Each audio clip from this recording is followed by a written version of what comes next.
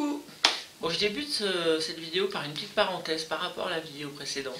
En fait, j'ai discuté hier après la vidéo, une fois qu'elle a été mise en ligne avec Jus. Il m'a dit, à raison, que la trempe de ce genre de couteau était sélective, qu'on ne trempait que donc, la lame, vraiment la partie tranchante.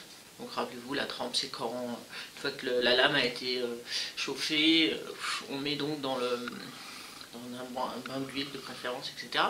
Et donc que le dessus n'était pas trempé. Donc plus mou en fait, beaucoup plus mou. Ça fait que ça va se déformer à force avec le Fire Steel, d'accord. Donc là ça fonctionne, mais il m'a dit au bout d'un moment ça ne fonctionnera plus. Parce que ça sera de nouveau entre guillemets arrondi. Voilà, ça... c'est comme frapper donc avec quelque chose en métal, ça abîme vraiment le haut de la lame. C'est à noter, je ne le savais pas quand j'ai fait cette vidéo, on verra. Maintenant je dis que ça rend service, et puis si vous avez un petit coup de lime, je sais pas, sur votre un couteau suisse bidule, bon bah vous arrangez ça vite fait et ça repart, hein. C'est juste que ça se redéforme très facilement parce que ce n'est pas trempé. Voilà, c'était de nouveau une petite parenthèse, et puis on va pouvoir passer à la vidéo suivante, à l'astuce suivante. Voilà, allez, salut. Donc, une autre astuce, une petite vidéo, donc petit format, mini format, pour vous donner à chaque fois une astuce. Là, il s'agit de, si jamais vous avez un briquet qui ne fonctionne pas, un zippo, comme moi j'en ai, mais je ne le prends jamais, parce qu'à chaque fois, il faut penser à remettre de l'essence, et en règle générale, j'y pense pas, et souvent, l'essence s'évapore assez vite, donc c'est pas bon. Où ça? Oh, qu'est-ce que c'est que ça? C'est original, c'est un briquet. Ça, c'est le briquet des poilus, en fait. Ouais, c'est ça, je crois, le briquet des poilus. Donc, c'est le même principe, hein. En fait, sur ces briquets, on a quand même ce principe d'étincelle, comme un Fire Steel, en fait, hein. Donc là, ce principe-là, c'est d'essayer donc d'enflammer, de mettre une petite braise. Alors, c'est pas évident, hein. Mais bon, j'y arrive au bout d'un moment, mais c'est pas évident. Mais c'est pas ça que je veux vous montrer. C'est juste parce que bon, ça, vous ne l'avez pas. Un zippo. Si vous avez avec vous un petit morceau de coton carbo.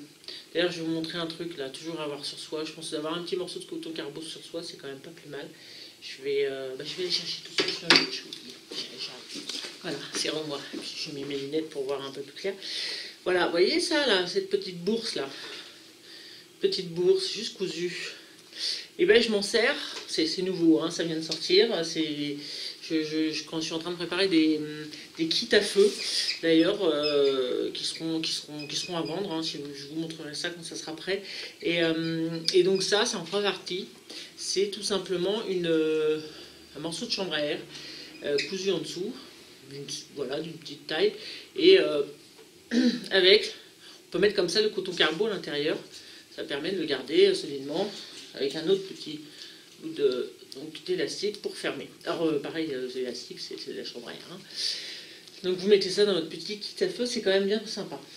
Donc moi je serais vous, dans votre sac de randonnée, toujours un truc comme ça, avec votre Fire Steel évidemment, machin, mais bon, sachant que la chambre à air est un excellent allume-feu aussi. Notez ça dans chaque sac, et c'est quand même vachement bien si jamais il vous arrive un petit souci pour allumer un petit feu sans problème. Pour revenir donc à ça, et bien tout bêtement, si vous avez donc un morceau de coton carbo, et bien avec ça théoriquement ça fonctionne. Alors l'idée c'est que ça prend un certain temps. Il y a des fois j'ai fait ça.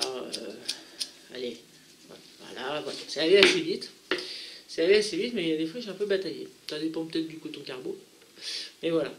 Quand même, il n'y a pas de flamme, d'accord. Mais on a réussi à avoir notre fameuse braise. On est content. Alors après, il faut savoir avec cette braise, évidemment, l'utiliser et souffler dans un nid, etc. Mais c'est un bon début. On a déjà ça. D'accord? Même si votre briquet est en panne.